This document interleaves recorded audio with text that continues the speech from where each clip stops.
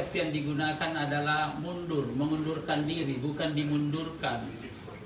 Apalagi ada kata-kata dikorbankan, sama sekali tidak. Yang terjadi sebagai sebuah realitas politik dan realitas organisatoris, bahwa Bung Airlangga Hartarto selaku Ketua Umum DPP Partai Golkar mengundurkan diri. Dia mengundurkan diri sebagai Ketua Umum Partai Golkar, dan saya kira ini sudah menyebar kemana-mana, dan tentu dengan pengunduran itu orang memahami secara tiba-tiba.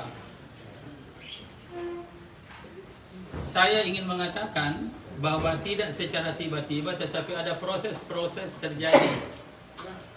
Ya, ada proses-proses yang sudah terjadi sehingga ada mundur. Nah, pengunduran diri Bung Airlangga Hartarto di sini itu tidak ada intervensi sama sekali dan tidak ada tekanan apa-apa. Dan saya nanti kalau ada yang bertanya, saya ingin jelaskan bagaimana menjelaskan dan faktanya seperti apa, karena saya ikuti dari ini. Dan dulu juga ketika saudara Airlangga jadi Ketua Umum pada tahun 2017, saya adalah pejabat Ketua Umum DPP Partai Golkar, bukan PLT ketika itu. Dan tanggal 13 rapat pleno dan menetapkan Airlangga sebagai Ketua Umum, yang tentu dalam ADART Partai Golkar ketika itu perlu disahkan di dalam rapat di dalam Munas. Nah, itu kan dulu jaraknya tuh tidak jadi Desember kejadian dan lain-lain. Jadi ini saya tahu masalah ini, sehingga dengan demikian maka apa yang terjadi pada hari ini, tidak ada tekanan, tidak ada intervensi dan lain-lain sebagainya. Dan memang pasti banyak pertanyaan. Kenapa banyak pertanyaan? Karena di dalam proses-proses politik baru saja selesai pilpres, pileg, dan ada prestasi, kan gitu kan? Ada prestasi. Prestasinya apa?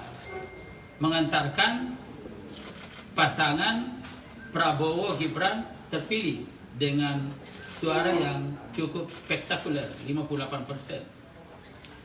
Kemudian yang kedua, pileg, kenaikan suara juga, yang pada pemilu sebelumnya tahun 2019 85, dan sekarang ini adalah 102 kursi. Berarti naiknya luar biasa.